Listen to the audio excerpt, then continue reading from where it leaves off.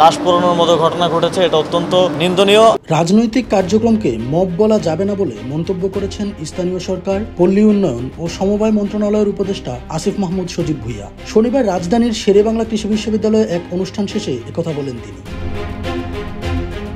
গত সপ্তাহের আলোচিত জাতীয় পার্টির অফিসে ভাঙচুর ও গণ অধিকার পরিষদের সভাপতি নুরুল হক নূরের উপর হামলার ঘটনা নিয়ে আসিফ মাহমুদ বলেন, কাকরাইলের ঘটনায় প্রথম হামলা করেছে জাতীয় পার্টির পক্ষ। রাজনৈতিকভাবে এটি এক ধরনের অবিবেচক কর্মকাণ্ড। কে বা কারা উৎসাহ দিয়ে এমন ঘটনা ঘটিয়েছে সেটিও তদন্ত করা হবে।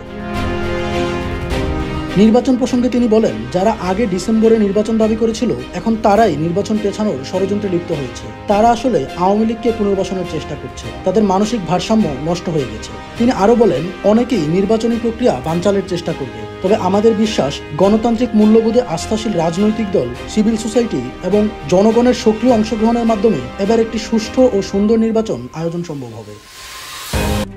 RICL TMX, যুগের পর যুগ স্থাপনা থাকে মজবুত।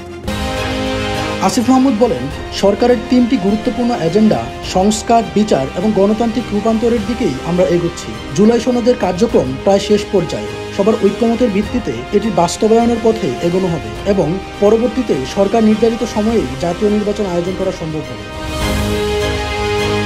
রাজবাড়ীতে সাম্প্রতিক কবর ভাঙচুর ও লাশ পোড়ানোর ঘটনা নিয়ে এক প্রশ্নের জবাবে উপদেষ্টা বলেন, নুরাল পাগলার মরদেহ কবর থেকে তুলে পোড়ানোর ঘটনাটি অত্যন্ত নিন্দনীয়। এই ঘটনার পেছনে কার দায় রয়েছে এবং কার অবহেলায় এমন পরিস্থিতি তৈরি হয়েছে তা খতিয়ে দেখা হবে।